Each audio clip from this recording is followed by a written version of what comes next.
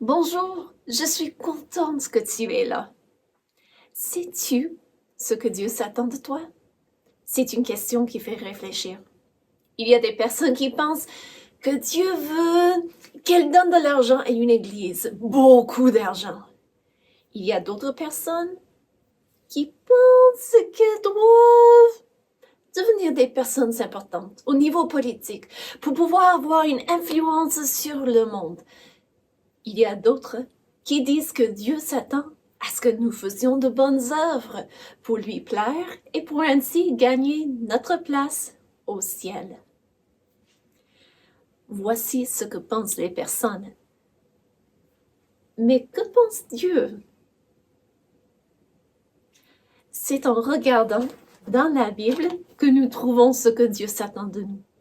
Il nous dit en Michée 6:8, « On t'a fait connaître aux hommes ce qui est bien. Et ce que l'Éternel demande de toi, c'est que tu pratiques la justice, que tu aimes la miséricorde et que tu marches humblement avec ton Dieu. » Michée 6:8.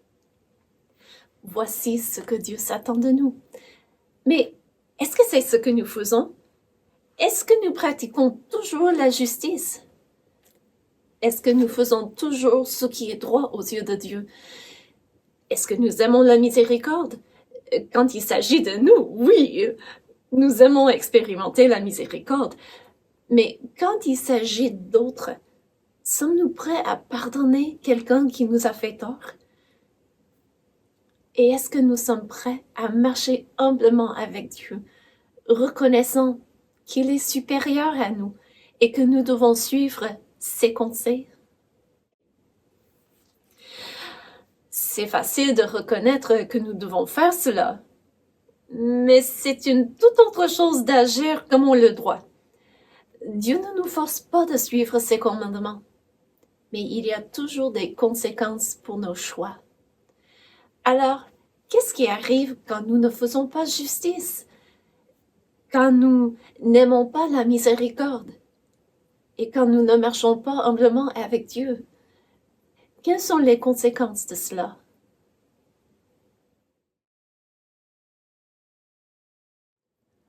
Oh, Madame la monitrice me donne des frissons. Je n'aime pas penser à ce qu'on mérite quand on rejette la parole de Dieu. Mais en même temps, je suis content que Dieu est juste et qu'il juge le mal. Je veux tout simplement que ce soit les autres qui soient jugés et pas moi. Mais c'est vrai que Dieu nous dit dans sa parole ce qu'il attend de nous. Il ne nous cache pas sa volonté. Il nous l'a dit et il nous laisse le choix libre d'y obéir ou pas. Dieu nous dit, je mets devant toi le bien, le mal, tu choisiras. Toute ta vie, tu choisiras. Toute ta vie, tu choisiras. Toute ta vie, tu choisiras. Entre le bien et le mal, Dieu dit, je te donne aujourd'hui de bons conseils pour te guider. Toute ta vie, tu les suivras. Toute ta vie, tu les suivras. Toute ta vie, tu les suivras. C'est ainsi que tu vaincras. Dieu dit, je voudrais t'éclairer, te conduire dans la vérité, pour que tu marches plein de joie, pour que tu marches plein de joie, pour que tu marches plein de joie, chaque jour que tu vivras. Dieu est bon de nous donner le choix. Il y a tellement de personnes dans le monde qui cherchent comment vivre dans ce monde où il y a de la tristesse et des pleurs. Ils cherchent à trouver leur satisfaction et leur paix en ayant beaucoup d'amis, en possédant beaucoup de biens et en gagnant beaucoup d'argent. Mais ils ne cherchent pas du bon côté.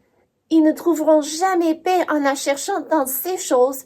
Et en plus, Dieu nous a déjà dit ce que nous devons faire dans la vie. Nous devons chercher sa volonté et nous soumettre à lui. Tu vas chercher la joie, tu vas chercher la paix, tu vas chercher de tous côtés. Tu vas chercher la joie, tu vas chercher la paix, mais tu n'as pas encore trouvé. C'est vrai, le monde est sans déçu, dessous, et la tristesse est dans les cœurs. Tu voudrais t'en trouver un peu de joie et de chaleur. Il suffit de chercher, mais du bon côté. Tourne-toi vers Jésus. Il suffit de chercher, mais du bon côté. Tourne-toi vers Jésus. Tu as cherché longtemps la bonté, l'amitié, tu as cherché de tous côtés. Tu as cherché longtemps la bonté, l'amitié, mais tu n'as pas encore trouvé. C'est vrai, le monde est sans déçu, dessous, et la tristesse est dans les cœurs. Tu voudrais t'en trouver un peu de joie et de chaleur. Il suffit de chercher, mais du bon côté. Tourne-toi vers Jésus. Il suffit de chercher, mais du bon côté. Tourne-toi vers Jésus. Tu as cherché partout la vérité. Tu as cherché de tous côtés. Tu as cherché partout la vérité, mais tu n'as pas encore trouvé. C'est vrai, le monde est sans déçu, dessous, et la tristesse est dans les cœurs. Tu voudrais t'en trouver un peu de joie et de chaleur.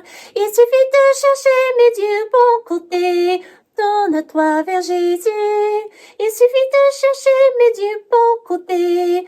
Tourne-toi vers Jésus.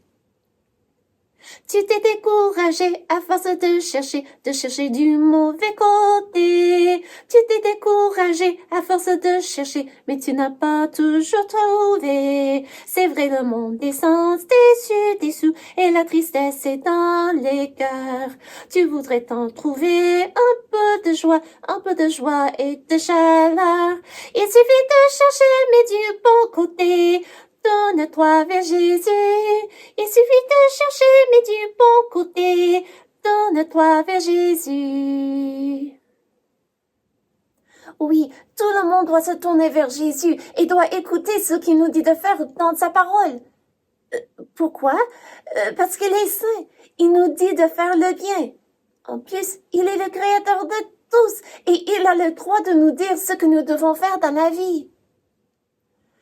Dieu est saint, 3 fois saint, c'est le Créateur. Il fit les cieux et la terre pour notre plus grand bonheur. Les montagnes, l'océan et le parfum des champs. Dieu est saint, 3 fois saint, qu'il soit béni. Dieu est saint, 3 fois saint, c'est le Créateur. Il envoya sur la terre son Fils Jésus le Sauveur, qui donna sa vie pour moi. Un jour sur une croix, Dieu est saint, 3 fois saint, qu'il soit béni. Dieu est saint, 3 fois saint, c'est le Créateur. Sa parole nous instruit, nous éclaire dans la nuit. C'est une lampe à mes pieds, le long de mon sentier. Dieu est saint, 3 fois saint, qu'il soit béni. Oui, quand on obéit à ce que Dieu nous dit de faire dans sa parole, c'est comme avoir une lampe pour guider nos pas à travers la vie. Dieu nous dit quoi faire dans les temps difficiles. Il nous dit oui, il nous dit de faire justice et aimer miséricorde et de marcher humblement avec lui. Mais y a-t-il des conséquences quand on décide de ne pas faire cela? Il doit y avoir des conséquences. Il y a toujours des conséquences pour nos décisions. Mais est-ce que Dieu nous parle des conséquences avant que nous avons même pris notre décision? J'imagine que nous verrons dans la leçon.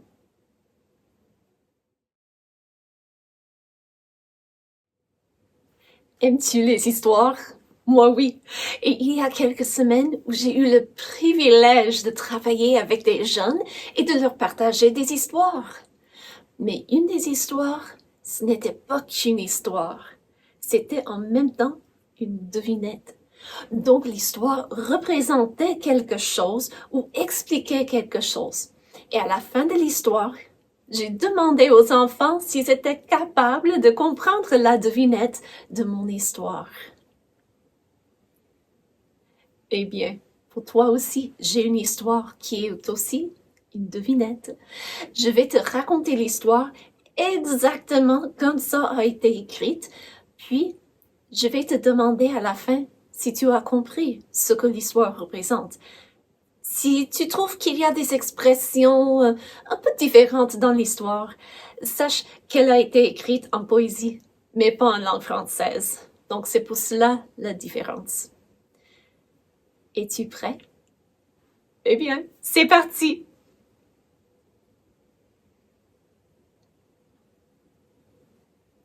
Je chanterai à mon bien-aimé le cantique de mon bien-aimé sur sa vigne. Mon bien-aimé avait une vigne sur un coteau fertile. Il en remua le sol, ôta les pierres et y mit un plant délicieux. Il bâtit une tour au milieu d'elle et il y creusa aussi une cuve qu'il espérait qu'elle produirait de bons raisins. Mais elle en a produit de mauvais. Maintenant donc, habitants de Jérusalem et hommes de Juda, soyez juges entre moi et ma vigne. Qui avait-il encore à faire à ma vigne que je n'ai pas fait pour elle? Pourquoi, quand j'ai espéré qu'elle produirait de bons raisins, en a-t-elle produit des mauvais? Je vous dirai maintenant ce que je vais faire à ma vigne. J'en arracherai la haie pour qu'elle soit broutée. J'en abattrai la clôture pour qu'elle soit foulée aux pieds. Je la réduirai en ruine. Elle ne sera plus taillée ni cultivée. Les ronces et les épines y croîtront, et je donnerai mes ordres aux nuées, afin qu'elles ne laissent plus tomber la pluie sur elle. As-tu compris l'histoire? Un fermier a tout faire pour bien choisir un terrain.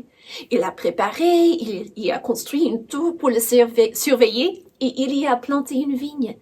Mais la vigne n'a pas produit de bons fruits. Donc le fermier a cessé de la protéger. Il a laissé aller. J'imagine que nous ferions la même chose si nous avions fait de notre mieux pour avoir un bon jardin. Mais un certain arbre ou plante ne produisait pas. Maintenant, pour la devinette. Comment s'appelle la vigne? Oh, est-ce que tu te rappelles que ce n'est pas juste une histoire? C'est une histoire qui représente quelque chose. Donc, je te laisse réfléchir. Voici un fermier qui a tout fait pour faire produire une vigne. Mais la vigne n'a pas produit de bons fruits. Qu'y a-t-il dans la vie qui doit produire de bons fruits et qui n'en produit que de mauvais? Est-ce que ça t'aide si je te dis que la vigne ne représente pas une plante, mais des personnes? Moi, je connais la réponse parce que je l'ai déjà lue. La réponse à la devinette, comment s'appelle la vigne, se trouve dans le livre d'Ésaïe au chapitre 5 et au verset 7. Parce que l'histoire de la vigne et du fermier se trouve bien dans le livre d'Ésaïe. Regarde avec moi la réponse à la devinette en Ésaïe 5, 7. La Bible nous explique. La vigne de l'Éternel des armées, c'est la maison d'Israël. Ah! Et les hommes de Juda, c'est le plan qu'il chérissait. Il avait espéré de la droiture. Et voici du sang versé, de la justice. Et voici des cris de détresse. Donc Dieu nous explique que cette histoire représente son peuple Israël. Dieu leur a comme planté. Il s'attendait à avoir du fruit d'eux. Il ne s'attendait pas à avoir du fruit comme des raisins, mais regarde avec moi ce qui est dit avoir attendu comme fruit. Au verset 7, il avait espéré quoi? De la droiture. Et quoi d'autre? De la justice. Voici ce que Dieu s'attendait de son peuple. Mais au lieu de faire ce qui est juste et ce qui est droit aux yeux de Dieu, le peuple avait versé du sang et des cris de détresse se produisaient, probablement parce que le peuple n'était pas juste. Donc Dieu leur annonçait qu'il leur traiterait comme un fermier avec une vigne qui ne produit pas. Il allait leur laisser aller. Est-ce que tu penses que c'est un peu sévère de savoir qu'un fermier abandonnerait sa vigne aux animaux sauvages? Mais sache ceci. Premièrement, le fait d'avoir des conséquences pour les mauvais choix démontre que Dieu n'est pas indifférent. Il est juste. Quand quelqu'un fait le mal, il doit en subir les conséquences. Sinon, ce ne serait pas juste du tout. Sache aussi que c'est la miséricorde de Dieu qui nous permet d'expérimenter les conséquences ou les résultats de nos choix. Dieu nous permet cela, je crois, pour attirer notre attention. Comme, allô, bonjour, allô, tu vois ce que tu fais? Et pour nous aider à comprendre que nous ne faisons pas de bons choix. Et finalement, sache que Dieu est miséricordieux et toujours prêt à pardonner à tous ceux qui se tournent à lui et qui lui demandent pardon. C'est sa miséricorde qui nous donne l'exemple de la vigne pour nous aider à éviter de faire une telle décision. Dieu nous avertit des conséquences d'avoir refusé de faire justice.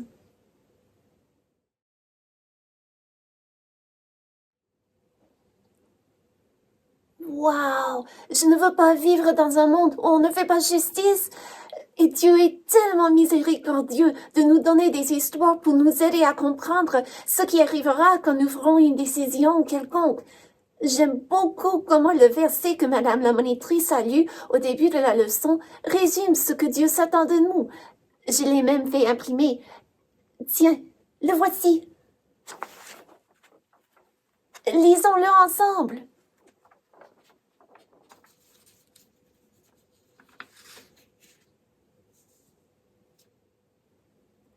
Michée 6:8. On t'a fait connaître, ô homme, ce qui est bien.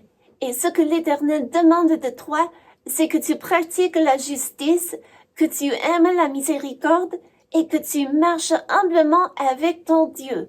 Michée 6:8. Quand je dois prendre une décision, je peux me rappeler du verset et me demander si la décision que je prends est juste et miséricordieux. Si la décision montre que je marche humblement avec Dieu. Oh, ce serait bien, mais je n'ai toujours pas la capacité de mémoriser les versets avec facilité. De temps à autre, j'ai besoin d'aide. Tiens, Noiro, voici quelque chose pour t'aider. Hein? Qu'est-ce que c'est? C'est un livre de chant. Comment est-ce que ça va m'aider à apprendre le verset? Tu connais déjà le verset par cœur. Tu n'en es pas conscient, c'est tout. Regarde bien le chant devant toi. Ok. Tiens. Je regarde. Oh, oh, oh, oh oui, je comprends maintenant. Il y a quelqu'un qui a déjà écrit de la musique au verset. On chante le verset. C'est Madame Paulette Devogne qui l'a écrit pour le groupe qui s'appelle Jeunesse en mission. Oh, je le reconnais, le chanson. On l'a déjà chanté à l'église. Le connais-tu? Oh, bien sûr. Je dois d'abord le chanter pour toi, parce que tu n'es pas ici pour regarder dans le livre des chants avec moi. Eh bien, on t'a fait connaître, ô homme, ce qui est bien, Et ce que l'Éternel demande de toi, c'est que tu pratiques la justice, que tu aimes la miséricorde, que tu marches humblement avec ton Dieu, que tu marches humblement avec ton Dieu. Ah, c'est bon, n'est-ce pas? Et ça me rappelle les vérités de ce verset. Si jamais je suis en difficulté face à une décision, je peux me rappeler de la volonté de Dieu en chantant. Chante encore avec moi. On t'a fait connaître, ô homme, ce qui est bien, et ce que l'Éternel demande de toi, c'est que tu pratiques la justice, que tu aimes la miséricorde, que tu marches humblement avec ton Dieu, que tu marches humblement avec ton Dieu. Oh, merci d'avoir chanté avec moi. C'est plus facile, je pense, d'apprendre un verset quand il y a une mélodie associée avec. Merci d'avoir chanté. Tiens. Je te le redonne. Merci. Oui, ça nous aide de rappeler la vérité de la parole de Dieu quand nous la chantons. Du moins, je sais que ça m'aide, moi. Nous avons parlé des choses sérieuses aujourd'hui, du fait que Dieu s'attend à ce que nous faisions justice, à ce que nous aimions la miséricorde et à ce que nous marchions, comment? Humblement avec lui. Ce ne sont pas des choses difficiles à comprendre, mais ça peut être difficile de les faire. Et pourquoi? Parce que nous sommes tous des êtres humains et parce que nous avons tous une nature pécheresse qui veut faire le mal. Mais Dieu est miséricordieux. Il nous avertit d'avance des conséquences de nos choix et il nous donne aussi la force de faire le bien quand nous lui avons fait confiance comme sauveur. Écoute ce qu'il dit à son peuple en Ésaïe 41 au verset 10. Ne crains rien, car je suis avec toi. Ne promène pas des regards inquiets, car je suis ton Dieu. Je te fortifie, je viens à ton secours, je te soutiens de ma droite triomphante. Quand on fait confiance en Jésus comme sauveur, il donne à cette personne la capacité de faire justice, d'aimer la miséricorde et de marcher humblement avec Dieu. Il aide la personne à obéir à ses commandements pour bien produire dans sa vie et pour ne pas finir comme une vigne qui ne produit que de mauvais fruits. Oui, prenons du réconfort dans le fait que Dieu aime la justice et aussi la miséricorde. Merci d'être là et Dieu voulant, à la prochaine!